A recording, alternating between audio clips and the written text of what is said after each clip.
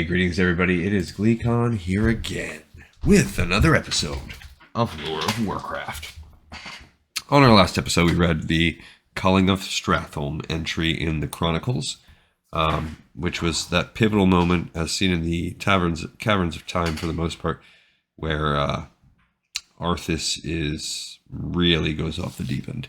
So stay a while and listen to this. This is chapter 12 of the book, Arthas, The Rise of the Lich King, and I think we're going to kind of go through those events as well firsthand. Still half asleep, Jaina awoke and reached out a hand for Arthas. He was not there. Blinking, she sat up. He was already awake and dressed, cooking some sort of hot cereal for them. He smiled when he saw her, but it didn't reach his eyes. Jaina tentatively returned the smile and reached for her robe, slipping it on and combing her hair with her fingers. "There's something I learned," Arthas said without preamble, "last night. I didn't want to mention it, but you need to know." His voice was flat, and Jaina felt something inside her quail. At least he wasn't screaming like he had been yesterday, but somehow this was worse. He ladled up a bowl of steaming grains and brought it over to her. She spooned it automatically into her mouth as he continued to speak. "This plague, the undead. We knew that the grain was plagued. We knew that it killed people. But it's worse than that, Jaina. It doesn't just kill them." The words seemed to catch in his throat. Jaina sat there for a moment as understanding dawned. She thought she'd throw up the grain she'd just eaten. Her breath seemed to come with difficulty. "It turns them somehow. It makes them into... it turns them somehow. It makes them into undead, doesn't it? Please tell me I'm wrong, Arthas." He didn't. Instead, he nodded his golden head. "That's why there were so many of them so quickly. The grain reached Hearthglen a short time ago, long enough to be milled into flour and baked into bread." Jaina stared at him. The implications of this. She couldn't even wrap her mind around them. "That's why I rushed off yesterday. I knew I couldn't take Mal'Ganis by myself, but Jaina, I just couldn't sit around and mend armor and make camp, you know." She nodded dumbly. She did understand now. "And that prophet, I don't care how powerful you think he is, I can't just leave here and let all of Lordaeron turn into this Mal'Ganis, whatever, whomever he is, has got to be stopped. We've got to find every last crate of this plagued grain and destroy it." The telling of this shocking information seemed to agitate Arthas again, and he got to his feet, pacing.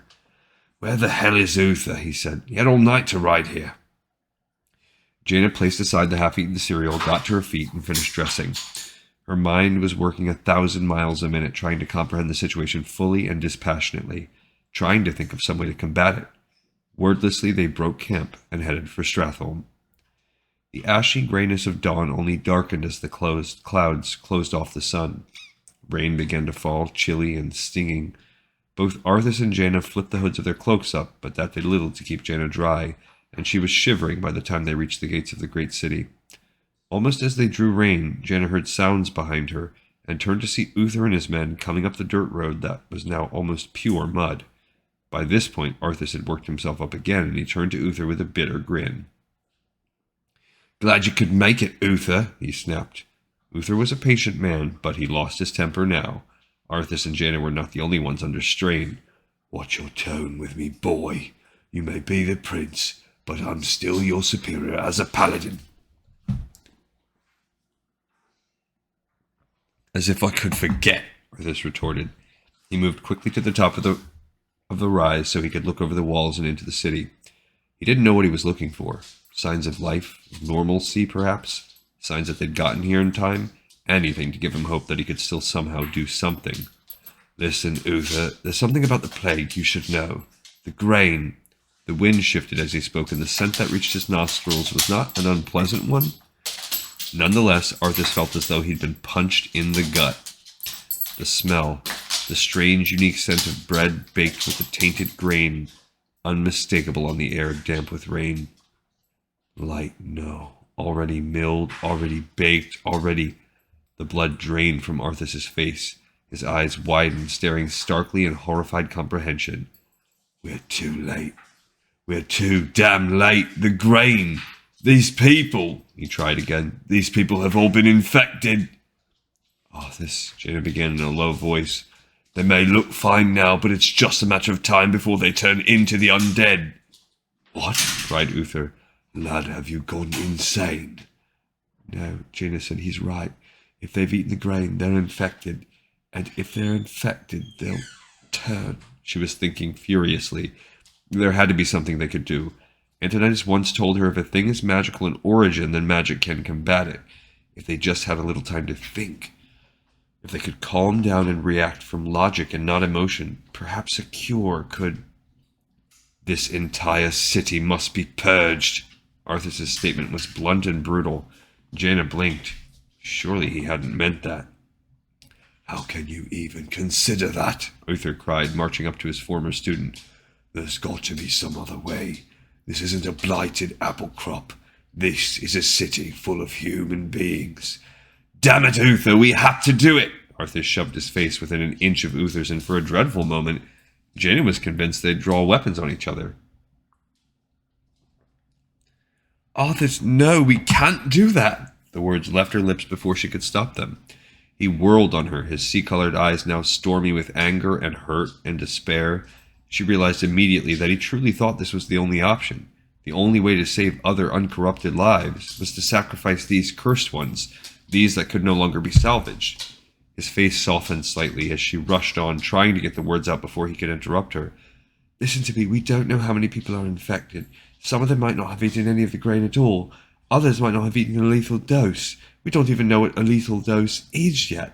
We know so little. We can't just slaughter them like animals out of our own fear. It was the wrong thing to say as she watched as Arthas' face closed up. I'm trying to protect the innocent, Jaina. That's what I swore to do. They are innocent. They're victims. They didn't ask for this. Arthas, there are children in there. We don't know if it affects them. There's too much unknown for such a drastic solution. What of those who are infected? He asked with a sudden frightening quiet. They'll kill those children, Jaina. They'll try to kill us and spread out from here and keep killing. They're going to die regardless, and when they rise, they'll do things that in life they would never, ever have wanted to do. What would you choose, Jaina? She hadn't expected that. She looked from Arthas to Uther, then back again. I don't know.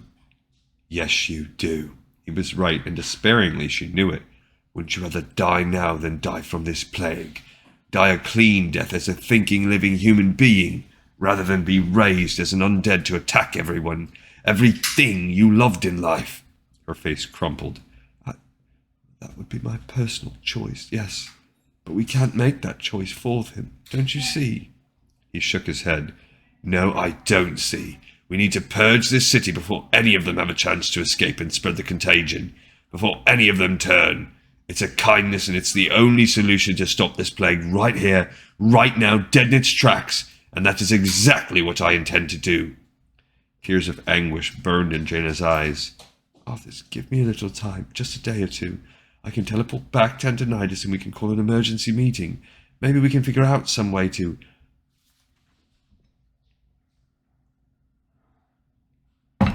We don't have a day or two. The words exploded from Arthas.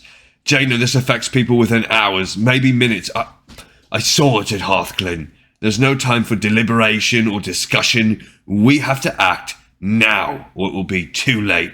He turned to Uther, dismissing Jaina. As your future king, I order you to purge this city. You're not my king yet, boy. Nor would I obey that command, even if you were. The silence that fell crackled with tension. Arthas, beloved best friend, please don't do this. Then I must consider this an act of treason. Arthas' voice was cold, clipped. If he had struck her across the face, Jaina could not have been more shocked. Treason? Uther spluttered. Have you lost your mind, Arthas? Have I? Lord Uther, by my right of succession and the sovereignty of my crown, I hereby relieve you of your command and suspend your paladins from service. Arthas, Jaina yelped, her tongue freed in her shock. You can't just... He whirled on her furiously and spat. It's done! She stared at him. He turned to look at his men who had stood by silent and wary as the argument had progressed. Those of you who have the will to save this land, follow me. The rest of you, get out of my sight." Jaina felt sick and dizzy. He was really going to do this. He was going to march into Stratholme and cut down every living man, woman, and child within its walls. She swayed and clutched the reins of her horse. It lowered its head and whickered at her, blowing warm breath from its soft muzzle across her cheek. She was fiercely envious of its ignorance. She wondered if Uther would attack his former pupil, but he was bound by an oath to serve as prince even if he had been relieved of command. She saw the tendons on his neck stand out like cords, could almost hear him gritting his teeth, but he did not attack his liege. Loyalty, however, did not still his tongue. "You've just crossed a terrible threshold, Arthas." Arthas looked at him a moment longer, then shrugged. He turned to Jaina, his eyes searching hers, and for a moment, just a moment, he looked like himself. Earnest, young, a little scared. "Jaina." The single word was so much more. It was both question and plea. Even as she stared at him, frozen like the bird before the snake, he reached out a gauntleted hand to her. She stared at it for a moment, thinking of all the times that hand had clasped hers warmly, had caressed her, had been lain on the wounded and glowed with healing light. She could not take that hand. "I'm sorry, Arthas. I can't watch you do this." There was no mask on his face now, no merciful coldness to shudder his pain away from her.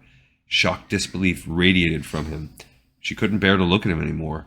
Gulping, her eyes filled with tears, Jaina turned away to find Uther regarding her with compassion and approval. He held out his hand to help her mount, and she was grateful for his steadiness and composure. Jaina was shaking badly, and clung to her horse as Uther mounted, and holding her horse's reins, led them both away from the greatest horror they had yet encountered in this whole dreadful ordeal. "Jaina!" Arthas's voice followed her. She closed her eyes, tears slipping from beneath closed lids. "I'm sorry," she whispered again. "I'm so sorry." "Jaina! Jaina!" She had turned her back on him. He couldn't believe it. For a long moment he simply stared dumbfounded at her retreating figure. How could she abandon him like this? She knew him. She knew him better than anyone else in the world had known him, better maybe than he knew himself. She had always understood him. His mind suddenly went back to the night they had become lovers, bathed first in the orange glow of the wicker man's fire, and later the cool blue of moonlight. He held her to him, pleading, "Don't deny me, Jaina. Don't ever deny me. Please." "I never would, Arthas. Never." Oh yes, powerful words whispered in a powerful moment, but now when it really counted, she had done exactly that. Denied him and betrayed him. Damn it, she'd even agreed that if it were her, she'd want to be killed outright before the plague came and twisted her into a violation of everything good and true and natural. She'd left him alone. If she'd stabbed him in the gut, he didn't think it could hurt worse. The thought came brief and bright and sharp. Was she right? No, she couldn't be, because if she was right, then he was about to become a mass murderer, and he knew that wasn't who he was. He knew it. He shook off the dazed horror, licking lips suddenly gone dry, and took a deep breath. Some of the men had departed with Uther, a lot of them. Too many, truth be told. Could he even take this city with this few? "Sir, if I may," Valric said, I would rather be hacked into 1,000 pieces than turned into one of them undead." There were murmurs of agreement, and Arthas's heart lifted. He grasped his hammer. "There is no pleasure in what we do here," he said, "only grim necessity. Only the need to halt the plague, here and now, with the fewest casualties possible. Those within these walls are already dead. We know it, even if they do not. We must kill them quickly and cleanly before the plague does it for us." He looked at each of them in turn, these men who had not shirked their duty. "They must be slain and their homes destroyed, lest their dwellings become shelter for those whom we are too late to save." The men nodded their understanding, gripping their own weapons. "This is not a great and glorious battle. It is going to be ugly and painful, and I regret its necessity with my whole heart. But it is with my whole heart that I know we must do this." He lifted his hammer. "For the light!" he cried, and in answer his men roared and lifted their weapons. He turned to the gate, took a deep breath, and charged in.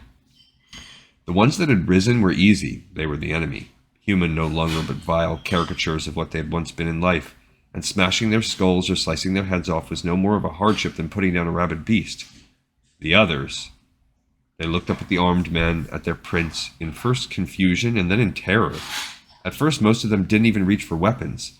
They knew the tabards, knew that the men who had come to kill them were supposed to be protecting them. They simply could not grasp why they were dying. Pain clenched Arthas' heart at the first one he struck down, a youth, barely out of puberty. He gazed up at him with incomprehension in his brown eyes and got out the words, "My lord, why?" before Arthas cried out, as much in anguish at what he was being forced to do as anything else, and caved the boy's chest in with a hammer that he absently realized was no longer radiant with the light. Perhaps the light, too, grieved the dire necessity of its actions. A sob ripped through him, and he bit it back, willed it back, and turned to the boy's mother. He thought it would get easier. It didn't. It just got worse. Arthas refused to yield. The men looked to him for an example. If he wavered, they would too, and then Mal'Ganis would triumph. So he kept his helm on so they would not see his face, and himself lit the torches that burned down the buildings full of screaming people locked inside, and refused to let the horrible sights and sounds slow him. It was a relief when some of the citizens of Stratholme began to fight back. Then the self-defense instinct kicked in. They still did not have a chance against professional soldiers and a trained paladin, but it mitigated that horrible sensation of, well, as Jaina had said, slaughtering them like farm animals. "I've been waiting for you, young prince." The voice was deep and shivered in his mind as well as his ears, resonant and, well, there was no other word for it, evil. A dreadlord, Kel'Thuzad had said, a dark name for a dark being. "I am Mal'Ganis." Something like joy shot through Arthas. He was vindicated. Mal'Ganis was here. He was behind the plague, and even as Arthas' men, who also heard the voice, turned and sought the source, the doors of a house where villagers had been hiding was flung open, and walking corpses hastened out, their bodies limned by a green, sickly glow. "As you can see, your people are now mine. I will now turn this city, household by household, until the flame of life has been snuffed out forever." Mal'Ganis laughed. The sound was unsettling, deep and raw and dark. "I won't allow it, Mal'Ganis," Arthas cried. His heart swelled with the rightness of what he was doing. "Better that these people die by my hand than serve as your slaves in death." More laughter, and then the disturbing presence was gone as swiftly as it had come, and Arthas was busy battling for his very life as a throng of undead, 3 deep, charged him. How long it took to slaughter every living and dead person in the city, Arthas would never be able to tell. But at last it was done. He was exhausted, shaking, nauseated by the smell of blood, smoke, and the sick, sweet scent of poisoned bread hanging in the air, even though the bakery itself was a burning building. Blood and ichor covered his once bright armor, but he was not done. He waited for what he knew would come, and sure enough, a mere moment later, his enemy arrived, descending from the air to land on the roof of one of the few buildings still intact. Arthas staggered. The creature was enormous. His skin was blue-gray like animated stone. Horns curved forward and up from his bald skull, and 2 mighty wings like those of bats stretched out behind him like living shadows. His legs, encased in metal adorned with spikes and decorated with disturbing images of bones and skulls, curved backward and ended in hooves, and the very light of his glowing green eyes revealed sharp teeth bared in an arrogant sneer. He stared up at the creature, wrapped with horror, disbelief warring with the evidence before his eyes. He had heard tales, had seen pictures in old books, both in the library at home and in the Dalaran archives, but beholding this monstrous thing towering over him, the sky behind him crimson and black with fire and smoke, a dreadlord was a demon, a thing out of myth. It couldn't be real, and yet it was here, standing before him in all its dreadful glory. Dreadlord. Fear threatened to overwhelm Arthas, and he knew if he let it, it would cripple him. He would die at the hand of this monster, die without even a fight, and so with sheer will he drowned out the mindless terror with another better emotion. Hatred. Righteous fury. He thought of those who had fallen beneath his hammer, the living and the dead, the ravening ghouls and the terrified women and children who didn't understand that he was trying to save their souls. Their faces bolstered him. They would not have died for nothing. Somehow Arthas found the courage to meet the demon stare for stare, clutching his hammer. "We're going to finish this right now, Mal'Ganis," he shouted. His voice was strong and firm. Just you and me. The Dreadlord threw back his head and laughed. Brave words, he rumbled. Unfortunately for you, it won't end here. Mal'Ganis grinned, black lips pulling back from sharp pointed teeth. Your journey has just begun, young prince. He swept an arm out, indicating Arthas' men, long, sharp claws glittering in the light of the flames that still burned and consumed the great city. Gather your forces and meet me in the Arctic land of Northrend. It is there that your true destiny will unfold. My true destiny? Arthas' voice cracked with anger and confusion. What do you... The words died in his throat as the air around Mal'Ganis began to shimmer and whirl in a familiar pattern. No! Arthas shrieked. He surged forward blindly, recklessly, and would have been cut down in a heartbeat had not the teleportation spell been completed. Arthas cried out incoherently, swinging his faintly glowing hammer at empty air. I'll hunt you down to the ends of the earth if I have to. Do you hear me? To the ends of the earth! Manic, raging, screaming, he swung his hammer wildly at nothing until sheer exhaustion alone forced him to lower it. He propped it up and leaned on it, sweating, shaking with raw sobs of frustration and anger. To the ends of the earth.